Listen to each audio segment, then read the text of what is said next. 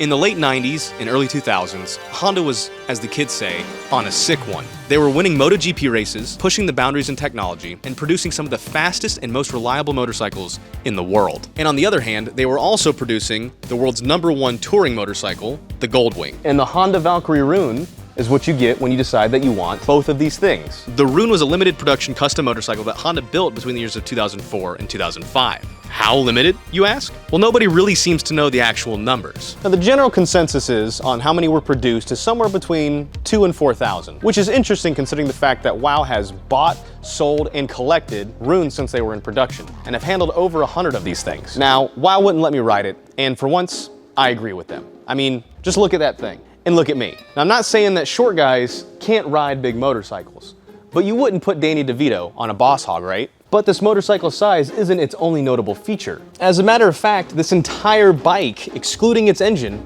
is unique. Every lever, every button, every inch of chrome trim on this bike is unique to the Honda Rune.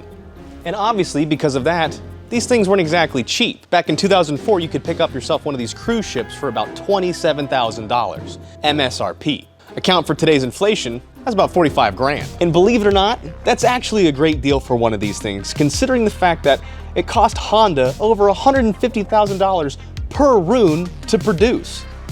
Now, this is where I would read the specs to you, like a child, but I'll just put them on the screen and you can just pretend to read them instead. Now, the first time you see one of these things, it inspires a ton of questions. What is this? What is that? Why is it like this? What the fuck? But before we answer these questions, we need to take a 30-year step back in time to the 1995 Tokyo Motor Show. If you happen to be walking through the motor show, you would have had the opportunity to stumble across this once-in-a-lifetime motorcycle concept, known as the Zodia. I can only imagine the people walking by this thing would have wondered if someone had slipped LSD into their drink or something. It honestly looks like someone asked a child to draw a motorcycle from memory. The bike was obtuse and different from any other motorcycle out at the time. It sported a large, sweeping trail-link front suspension instead of a traditional motorcycle fork. It featured a busty 1500cc V-twin, but body lines that would make Kim Kardashian considering getting more plastic surgery. A timeless classic, ugly as fuck, who am I to say? Either way, it got somebody's attention because Honda started cranking out big muscle concepts left and right. Boom! Honda drops the T1 concept, and it's bitchin'. It looks like a cross between a Honda Magna and a V-Rod. But this isn't a single. Honda drops a whole ass album. They released the T2 concept, which is actually a lot closer to what the final production of the Rune looks like. Honda also releases a T3 concept, which looks more akin to what like a Boss Hog looks like today. And a T4 concept as well, which is a radical drag bike inspired design. This thing would have been the tits. And then, 8 years and $225 million later, the first Honda Rune was produced and sold. How did it sell, you ask? Not great, my dude.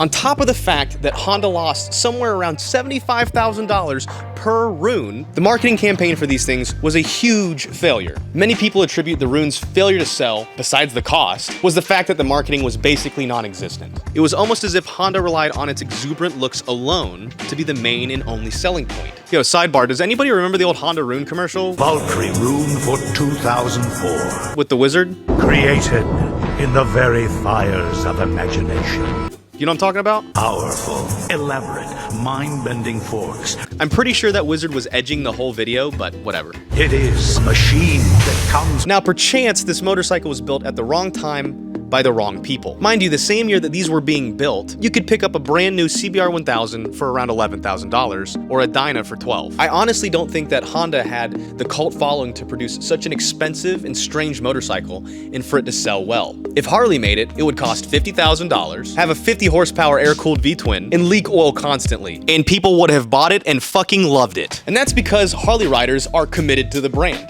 If David Koresh had rode a wide glide, he would be the president of fucking Texas. But nope, he rode a Rune and the ATF shot his dog. But here's the thing, Honda didn't care. Not one fucking bit. When Honda approached Martin Manchester, the lead director of the Rune project, they wrote him a blank check and said, fuck it, we ball. And ball he did. So, how did the value of these destined to be collected chariots hold up? Well, today you can expect to pay anywhere between $15,000 to $30,000 for one of these things, depending on color and spec and options. Some do go for much more. I've seen them go for as high as $50,000. So all of this begs the question, is it worth it? Is the Honda Rune worth it? I mean, to some people, absolutely. But I have a feeling that some people can't, or rather, won't appreciate this bike. maybe most. But to other people, it represents Honda's ability to take risks, and even more so, make mistakes. I mean, Honda basically took a few of their best-selling platforms and combined them all into one. They wanted to make something new, something different, something that nobody fucking asked for. Not a single person was like, build the rune. And while the Valkyrie rune really only ran in production for about 2 years, its memory lives on in the garages of enthusiasts around the world. And one of the greatest things about the rune and its community is that while yes, there are a large percentage of them tucked away in the garage that'll never see the light of day for collectors to maintain and enjoy for decades to come, the community is still adamant about people riding them and using them. Many of them that you'll find for sale are high mileage, but considerably well maintained. Honestly, I just assume the fact that this bike is just so expensive to take care of and maintain and replace parts on that everyone just kind of takes care of them. So I think the real question here is not, is the rune worth it? But, is the rune cool? And yeah, I'm thinking that it is.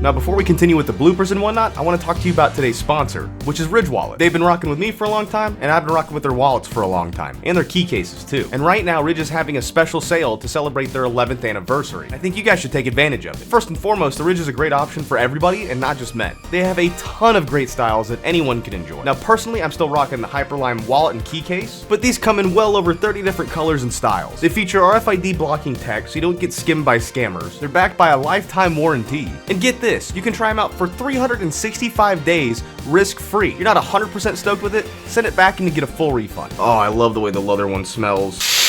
Right now you can save up to 30% off by using my link, ridge.com/doitwithdan. It's in the description. All you gotta do is click it, ridge.com/doitwithdan, and you can save up to 30% off. Don't use anybody else's, use mine. Thank you again, Ridge, for always sponsoring and supporting the channel. Much appreciated. Know everybody on the channel appreciates you guys too. And now it's time for the outtakes. I don't think so. Do I look blown out? I mean, it's bright, but I'm used to looking at bright things. When I was a kid, I used to stare at the sun until I won. You remember the game, Stare at the Sun? That was good. As the kids say, on a sick one. You don't think that's good? You know what a sick one is? It's like a meth bender. When you've been cranked out of your mind for like 3 or 4 days, that's a sick one. You're on a sick one. Can you tell I wrote this at like 2 o'clock in the morning, stoned out of my mind? You'll have that on these big jobs. Can you make it look like I'm in a McDonald's?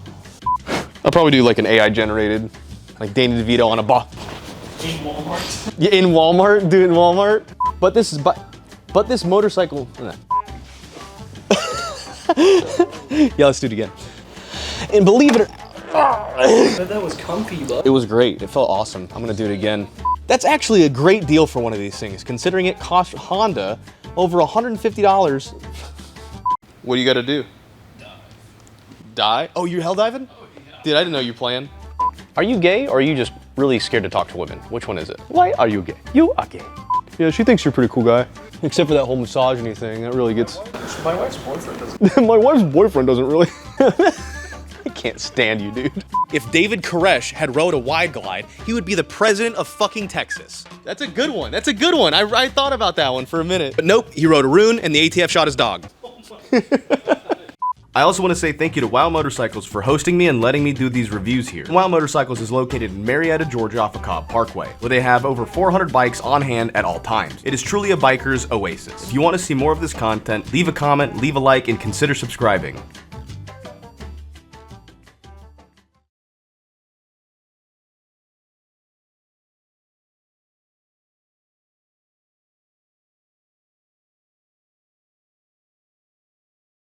I also want to say thank you to WOW Motorcycles in Marietta, Georgia for letting me come